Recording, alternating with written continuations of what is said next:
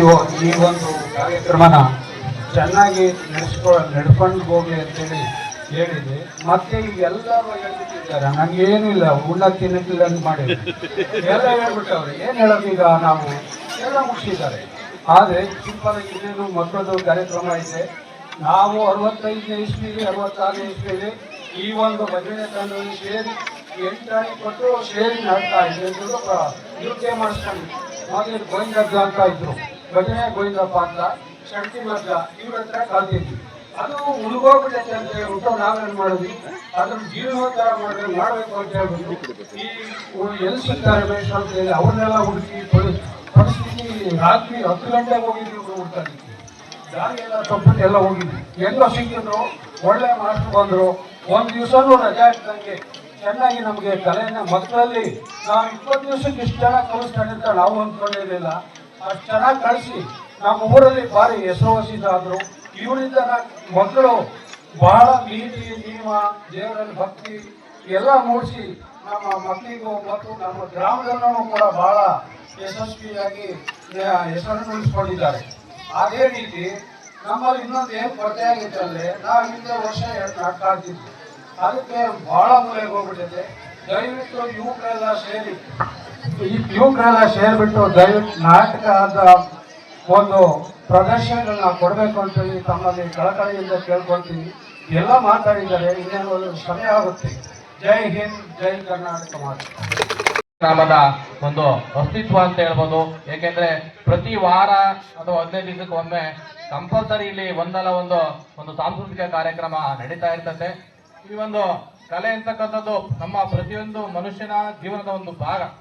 ಆ ಕಲೆಯನ್ನ ನಾವು ಉಳಿಸ್ಕೊಂಡು ಹೋಗೋಣ ಅಂತ ಉಳಿಸ್ಕೊಂಡು ನಮ್ಮ ಜಾನಪದವನ್ನ ಮುಂದುವರಿಸುತ್ತಾ ನಮ್ಮ ಸಂಸ್ಕೃತಿಯನ್ನ ನಾವು ಮುಂದುವರಿಸೋಣ ಅಂತ ಹೇಳ್ತಾ ಈ ಕಾರ್ಯಕ್ರಮಕ್ಕೆ ಬಂದಿರತಕ್ಕಂತ ಎಲ್ಲರಿಗೂ ಒಂದೆರಡು ಮಾತುಗಳನ್ನ ಮುಗಿಸ್ತಾ ಇದ್ದೀವಿ. ಹಬ್ಬದ ಸಡಗರದ ವಾತಾವರಣವನ್ನ ಈ ಚಿಕ್ಕುಲಿಕುಂಟೆಯಲ್ಲಿ ನಾವು ಕಾಣ್ತಾ ಇದ್ದೀವಿ.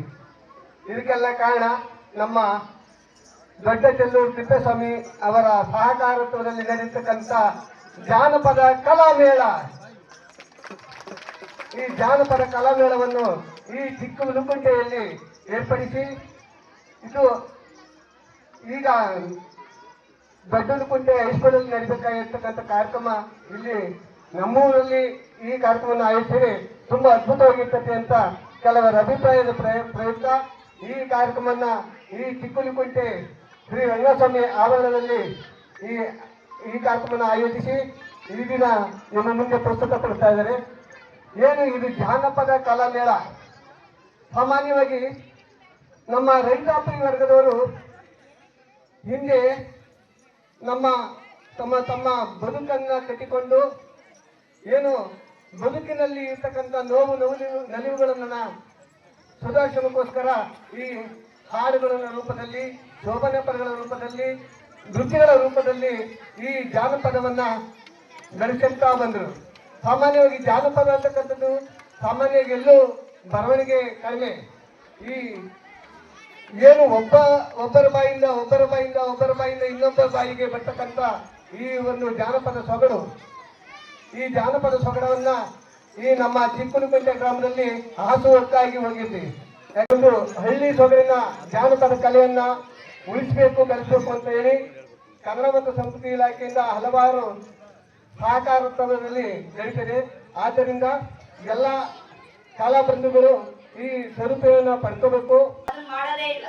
ಇಲ್ಲಿ ಚಿಕ್ಕುಲಿಕುಂಟೆಯಲ್ಲಿ ಪ್ರತಿ ವಾರ ಪ್ರತಿ ದಿನಾನು ಪ್ರತಿಯೊಂದು ಹೊಸ ಕಲೆಯನ್ನ ಕಲಿತಾರೆ ಮಕ್ಕಳು ಕಲಿತಾರೆ. ಯಾಕಂದ್ರೆ ಇಂದಿನ ಮಕ್ಕಳೇ ಮುಂದಿನ ಪ್ರಜೆಗಳು. ಹಾಗಾಗಿ ಅವರಲ್ಲಿ ಕಲೆಯನ್ನ ಕಲಿಸ್ತಿರ್ತಕ್ಕಂತಹ ಪ್ರತಿಯೊಬ್ಬ ಗುರುಗಳಿಗೂ ಒಂದು ಸುತ್ತ ಕಲೆಯನ್ನ, ನಮ್ಮ ಜಾನಪದ ಕಲೆಯನ್ನ ಉಳಿಸಿ ಬೆಳೆಸಿ ಮುಂದೆ ನೀವು ಕಲಿತಿರೋದನ್ನ ನಿಮ್ಮ ಮಕ್ಕಳಿಗೆ ಕಲಿಸ್ತೀರ. ಹಾಗೆ ಇದು ಬೆಳೀತಾ ಹೋಗುತ್ತೆ. ನೀವೇ ಕಲೀಲಿಲ್ಲ ಅಂದ್ರೆ ಹೇಳಿ ಚಿಕ್ಕುಲಿಕುಂಟೆಯಲ್ಲಿ ಬಂದು ಕೇಳ್ಕೊಂಡಾಗ ನಮಗೆ ಬಹಳ ಅದ್ಭುತವಾಗಿ ರೆಸ್ಪಾನ್ಸ್ ಮಾಡಿ ಇಷ್ಟೊಂದು ಕಲಾ ಸೇವೆಯನ್ನು ಮಾಡಿ ಕಲಾವಿದರನ್ನು ಇಷ್ಟು ಜನ ಇಲ್ಲಿ ಇಷ್ಟು ಮಕ್ಕಳು ಮತ್ತೆ ಹೆಣ್ಣುಮಕ್ಕಳು ಕೋಲಾಟ, ಜೆಂಟ್ಸ್ ಕೋಲಾಟ ಇವರು ಸಹ ಇಲ್ಲಿ ಅಚ್ಚುಕಟ್ಟಾಗಿ ಅದ್ಭುತವಾಗಿ ಕಲಾ ಪ್ರದರ್ಶನ ಮಾಡ್ತಿದ್ದಾರೆ. ತುಂಬಾ ಸಂತೋಷವಾಯಿತು. ಹಾಗೂ ನಮ್ಮ ಕಲಾ ಪ್ರಕಾರ ಈ ತರ ಪ್ರೋತ್ಸಾಹ ಕೊಡ್ತಾರಂತಿದ್ರೆ ಇನ್ನ 4 ಕಲಾ ತಂಡಗಳನ್ನು ಕರ್ಕೊಂಡ್ಬಂದು ಈ ಊರಲ್ಲಿ ಕಾರ್ಯಕ್ರಮ ಮಾಡಬೇಕಾಯಿತು. ಆದ್ರೆ ಗೊತ್ತಿಲ್ಲದ ಕಾರಣ ಸ್ವಲ್ಪ ನಾವು ಕಡಿಮೆ ಇದರಲ್ಲಿ ಬಂದು ಸರಿ ಮಾಡಿದೀವಿ. ಎಷ್ಟು ನಿಮ್ಮ ಜಾತ್ರೆಯಲ್ಲಿ ನಾವು ಒಂದು ಅದ್ಭುತವಾದ ಕಾರ್ಯಕ್ರಮವನ್ನು ನಡೆಸಿ ನಿಮ್ಮ ಚಿಕ್ಕುಳಿಕೊಂಡ ಗ್ರಾಮಕ್ಕೆ ಎಲ್ಲಮ್ಮ ಇಟ್ಟ ಸಾಬೂನಾಗಿ ಇವು ಬಾಯಿಂದ ಜನರ ಬಾಯಿಗೆ ಬರ್ತಕ್ಕಂಥ ಹಾಡುಗಳು. ಇವನ್ನೇ ನಾವು ಜಾನಪದ ಕಲೆ ಇರ್ತಕ್ಕಂಥದ್ದು. ಇಂಥ ಒಂದು ಕಲೆಯನ್ನು ನಾವು ಉಳಿಸಬೇಕಾಗಿದೆ, ಬೆಳೆಸಬೇಕಾಗಿದೆ ಅಂತ ತಂಡಗಳು ನಮ್ಮಲ್ಲಿ ಇದ್ದಾವೆ. ಅವರಿಗೆ ಒಂದು ತರಬೇತಿಯನ್ನು ಕೊಟ್ಕೊಂತ ಈ ಒಂದು ಕಲೆಯನ್ನು ಮುಂದುವರಿಸಿ